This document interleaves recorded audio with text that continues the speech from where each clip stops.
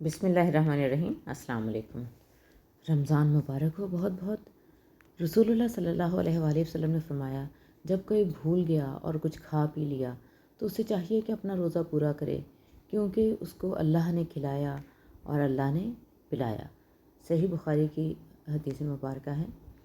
نبی اکرم صلی اللہ علیہ وآلہ وسلم کے ارشاد کے مطابق اگر غلطی سے بھول چوک کر کچھ انسان کھا لیتا ہے اور پھر اسے یاد آتا ہے کہ میرا روزہ ہے، تو اس کا ہرگز مطلب یہ نہیں ہے کہ اس نے کچھ کھا لیا تو اس کا روزہ ٹوٹ گیا۔ وہ اللہ کی طرف سے کھلایا گیا، اسے چاہیے کہ اپنا روزہ پورا کرے۔ رسول اللہ صلی اللہ علیہ وآلہ وسلم نے فرمایا، اللہ تعالیٰ نے میری امت کے خیالات کو جو دل میں آتے ہیں معاف فرما دیا ہے، جب تک کہ وہ انہیں زبان سے ادا نہ کرے یا ان پر عمل نہ کرے۔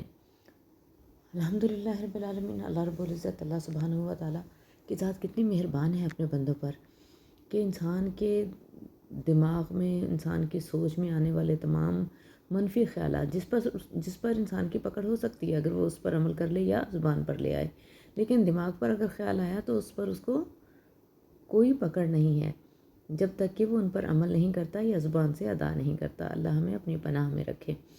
آپ صلی اللہ علیہ وآلہ وسلم نے فرمایا، جو شخص یہ کلمات کہے تو اللہ تعالیٰ اسے بخش دیتا ہے، خواہ لڑائی سے بھاگا ہو۔ وہ کلمات یہ ہیں: استغفر اللہ الذی لا الہ الا هو الحی القیوم واتوب الیہ۔ میں اللہ سے معافی مانگتی ہوں، وہ اللہ جس کے سوا کوئی معبود نہیں۔ سبحان اللہ۔ تمام دیکھنے والوں سے یہی التماس ہے کہ چھوٹی سی دعا ہے، کوشش کریں 2-4 بار پڑھیں گے تو انشاءاللہ زبانی یاد ہو جائے گی۔ سبھی اس کو زبانی یاد کریں اور صبح و شام 3 بار پڑھنے کا اہتمام کریں۔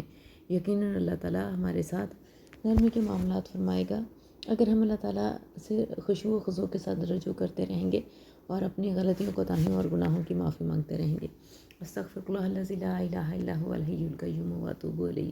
استغفر اللہ الذی لا الہ الا هو الحی القیوم واتوب الیہ۔